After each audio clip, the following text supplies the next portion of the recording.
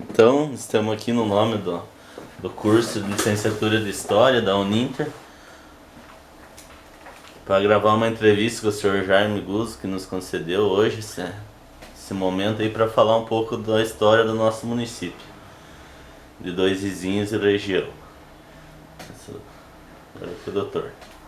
Dois Vizinhos é um município que está situado no sudoeste do Paraná. Mas antes, lá por volta de 1895, nós tivemos um problema e aqui pertencemos à Argentina. E daí, com uma discussão internacional, o presidente dos Estados Unidos, Grover Cleveland, auxiliado pelo Barão do Rio Branco, decidiu a divisa da nossa região aqui. Os argentinos diziam que a divisa seria pelo rio Chapecó e rio Chopin, os argentinos. E nós queríamos que a divisa fosse no rio Pepiriguaçu e rio Santo Antônio. Na realidade, com a decisão do Grover Cleveland, conseguimos fazer com que a divisa fosse onde é hoje. Então passamos a pertencer efetivamente ao Brasil, então, dali para frente. Com essa decisão, Grover Cleveland teve a homenagem dele no nome da cidade de Clevelândia aqui. Grover Cleveland era o presidente dos Estados Unidos, que foi o árbitro internacional dessa questão. Pois bem, depois disso, aqui foi estabelecida então a colônia Missões na nossa região. A colônia Missões é uma área de terras que vem do rio Santana até a Foz do Chopin, da Foz do Chopin até o Iguaçu e do Iguaçu até Capanema. Então toda essa região aqui do sudoeste pertence à colônia Missões. Essa colônia Missões eram terras devolutas do governo federal, e o governo federal lá em 1940, 30 e 40, fez um pagamento dessas terras, fez uma dação em pagamento ao coronel Rupp, que tinha um haver das estradas de ferro São Paulo-Rio Grande. Ele trabalhou na construção das estradas de ferro São Paulo-Rio Grande e ficou com um haver, executou a União, e a União deu em garantia dessa execução essas colônias de terra, e entrou a colônia Missões também. Então o coronel Rupp ficou de dono das colônias Missões e Chupim. Ele não sabia o que era bem isso aí, porque era só mato isso aqui. Então ele daí foi ao Catete, lá no Rio de Janeiro, com o presidente Getúlio Vargas e posteriormente com o presidente Dutra, e acertaram isso, e ele então recebeu, em vez de ficar com várias outras colônias que ele tinha também, recebeu somente a colônia Missões e Chupim. E a colônia Missões ele pegou e vendeu para o Mário Fontana, que criou a Citla. E essa Citla deu origem ao problema das invasões de terra aqui no sudoeste por jagunços, porque o sudoeste já vinha sendo povoado há bastante tempo. E essa povoação nossa aqui de Dois Vizinhos se fez inicialmente por água. Isto é, então os primeiros moradores entraram pelo rio Marrecas, Santana, Chopin e Iguaçu. E ficaram parados, passaram a residir nas barrancas do rio Iguaçu. Esses primeiros moradores, lá por volta de 1930, 40, eram praticamente todos fugitivos da justiça do Rio Grande e Santa Catarina, que vinham se esconder aqui nas matas. Mas era gente que nunca criaram problema nenhum. Eu, inclusive, conheci alguns. O Atanásio Pires, o Maleschi, os Padilha, todos moravam aqui na costeira do Rio Iguaçu. Mas isso, então eles viviam do quê? Viviam de caça e pesca. E, na sequência, como aqui passou a ser chamada assim, a terra um Eldorado paranaense, começou a vir muita gente do Rio Grande para cá e de Santa Catarina. E esse pessoal vinha para cá, e as terras, como eram terras devolutas, não tinha dono, começaram a tirar sítio. O que é tirar sítio? Era chegar numa área e marcar os 4 pontos, 4 árvores, e dizer aqui no meio é meu. E ficaram de dono, sem pagar para ninguém. E isso aí foi aumentando, e o pessoal começou a ver que as terras eram boas, e começou a vir muita gente. E daí começaram a vender os pedaços de terra para esse pessoal que vinha do Rio Grande. Começaram a vender, e ao vender esse pedaço de terra ninguém tinha dinheiro, só troco. Então os negócios eram feitos na base de troca por carroça, por boi, por cavalo, por cachorro, por revólver, por espingarda, e começou a vir muita gente do Rio Grande. Por volta de 1950, começou realmente o acesso maior de povo, de mudanças aqui na nossa região. Nessa época, essas terras já tinha essas companhias como donas, efetivamente, porque o governo federal havia dado em garantia e feito inclusive o registro das escrituras em nome de Citla. E em nome, a Citla tinha outras companhias, a Comercial, a Apucarana e a Paraná. E eles se diziam donos dessa região e começaram então a querer forçar os poceiros que estavam aí, esses colonos, a comprar os títulos, a pagar o título da terra, a medir. E os poceiros não queriam, porque diziam, aqui é meu, eu comprei e tal. E mostravam o quê? Mostravam um papel qualquer, ou nada, mas se diziam donos porque moravam em cima. E realmente ficaram aí até que as companhias começaram a forçar demais e houve então a revolta dos poceiros em 57, que os poceiros se revoltaram em todo o sudoeste e tocaram embora, mandaram embora as companhias. Mandando embora as companhias, o governo federal veio para cá e resolveu criar um órgão chamado GETESOP, Grupo Executivo para as Terras do Sudoeste do Paraná. Esse grupo era um grupo misto da União e do Estado, e a parte executora dele era sediada em Francisco Beltrão, e que foi o secretário executivo era o Dr. Denis Linneu Schwartz, que mora ainda hoje aqui no Salto Caxias. Este homem, com o GETESOP, fez uma verdadeira reforma agrária no Sudoeste. Mediu todas as terras do Sudoeste que estavam com os poceiros e titulou para todo mundo. Então houve uma reforma agrária muito bem feita. Todo mundo ficou dono da terra sem pagar nada. Pagou só um valor simbólico das medições que haviam sido feitas. Esses títulos de propriedade são os títulos que valem até hoje, têm validade normal, são registrados, e nós tivemos então a solução para toda essa área de conflitos aqui na nossa região. Com isso, Dois Vizinhos, nesse período das companhias, diminuiu um pouco o acesso de pessoas para cá. Mas logo que resolveram esse problema, que foi em 1960, 61, houve um grande avanço de mudanças do Rio Grande e Santa Catarina para cá. Então muita gente passou a vir para cá. Tinha dias que nós contávamos aqui na frente, mais de 20 mudanças entrando aqui para o sertão.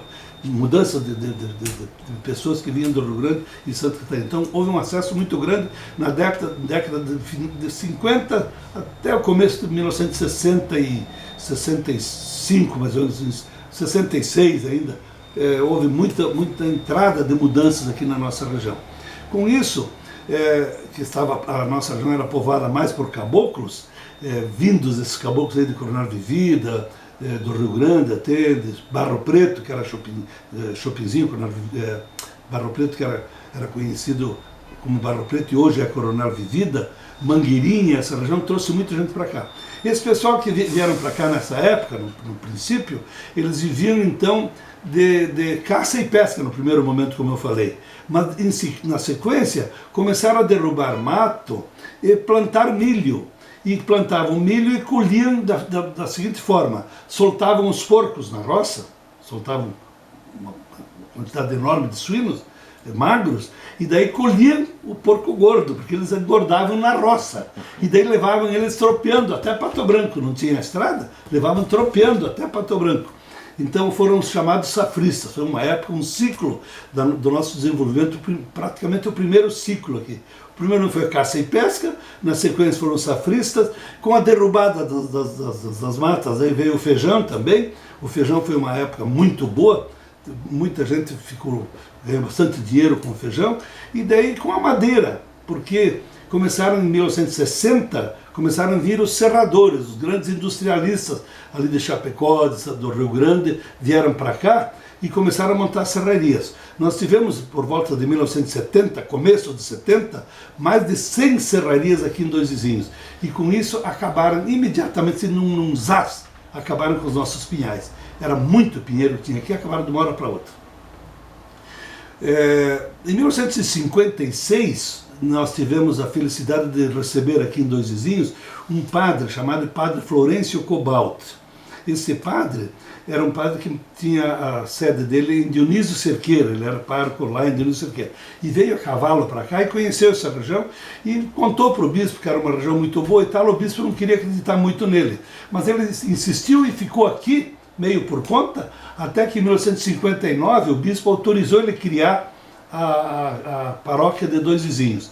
Mas antes disso ele brigou tanto com o bispo, que era o Dom Carlos Eduardo Saboia Bandeira de Melo, de Palmas, brigou tanto com esse bispo e fez o bispo vir aqui, porque ele dizia que tinha muita criança para ser batizada aqui na região.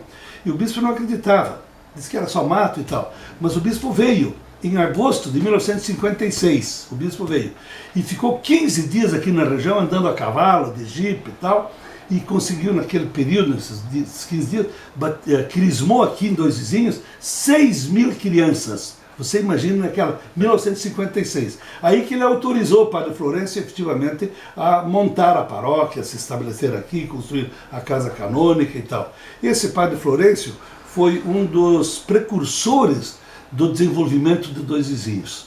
Porque esse padre era um padre belga, então vinha lá da Europa com conhecimentos maravilhosos e veio colocar esses conhecimentos aqui. A primeira coisa que ele fez foi criar um colégio. Você veja a cabeça desse padre.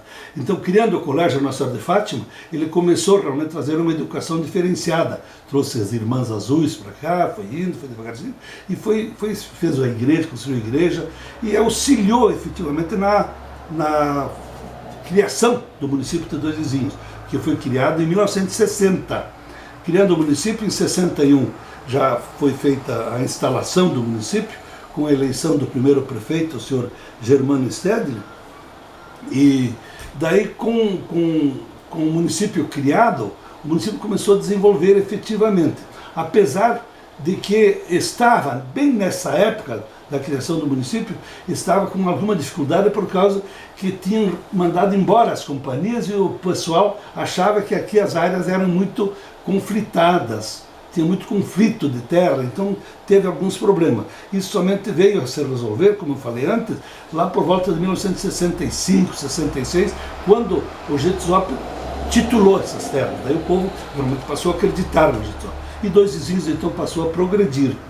Nós fomos o segundo prefeito, assumimos em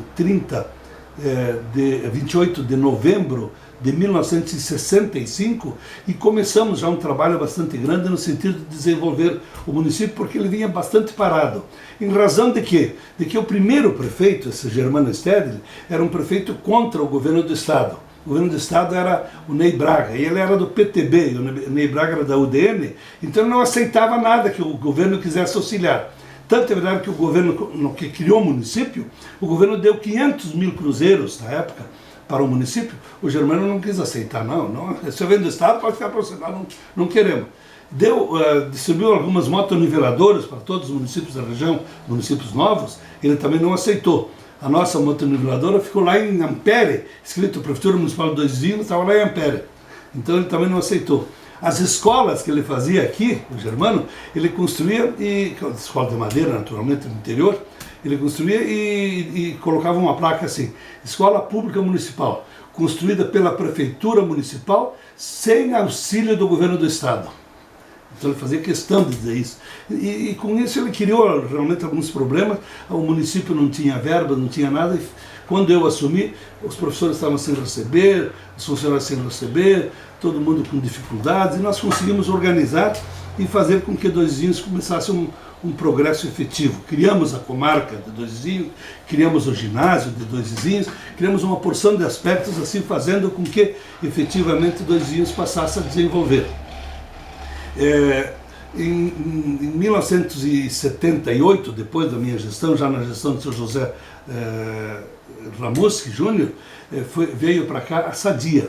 Vindo a Sadia para cá, foi o começo de um grande desenvolvimento no nosso município. Foi um ciclo, que é o ciclo da avicultura, muito importante para a nossa região. E até hoje, a Sadia traz esse grande desenvolvimento para cá. Só que daí, em 1993, nós que tínhamos um município muito grande, foi desmembrado. Criou-se o município de Boa Esperança do Iguaçu e de Cruzeiro do Iguaçu.